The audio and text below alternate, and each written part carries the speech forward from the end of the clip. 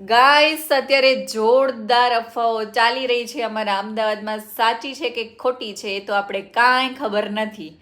Petrol ડીઝલની અફવાઓ ચાલી રહી છે, એટલે આપણે પણ આપણી પૂર્વ તૈયારીઓ કરી લીધી છે. કેમ કે કોરોના સમયે ઘણા બધા એક્સપિરિયન્સ થઈ ગયા હતા આપણે, એટલે આગળ જતાં વાહન વ્યવહાર બંધ થાય એ પહેલાં જો આપણે આપણા ઘરની તૈયારી કરી લીધી છે, ઘરની આપણે ખાવા પીવાની જરૂરિયાતમંદ વસ્તુઓ ભરી લીધી છે. તેલના ડબ્બા આવી ગયા છે, ઘઉં આવી ગયા છે, મસાલા લેવા જવાના છે, એટલે આ બધી તૈયારી આપણે કરી લીધી છે. કેમ કે ઇન્ડિયન લેડીઝ તો ઓલરેડી બધી તૈયારીમાં હોય જ છે. એક વર્ષ દિવસનું બધો પણ સ્ટોક ભરી લેતી હોય છે.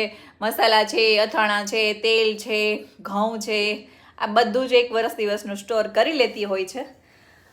કોઈ પણ પરિસ્થિતિ હોય, આપણે કાલની કોઈને ખબર હોતી નથી, પણ ઇન્ડિયન લેડીઝ આખા વર્ષનું બધું જ ભરી લેતી હોય છે, સ્ટોકમાં રાખતી હોય છે. એટલે જો મેં પણ 6 મહિના ચાલે એટલી વસ્તુ બધી ભેગી કરી લીધી છે. પછી ભલે ને વાહનો બધા બંધ થઈ જાય તોય આપણે ઘરમાં તકલીફ ખાવા પીવાની ન પડવી જોઈએ.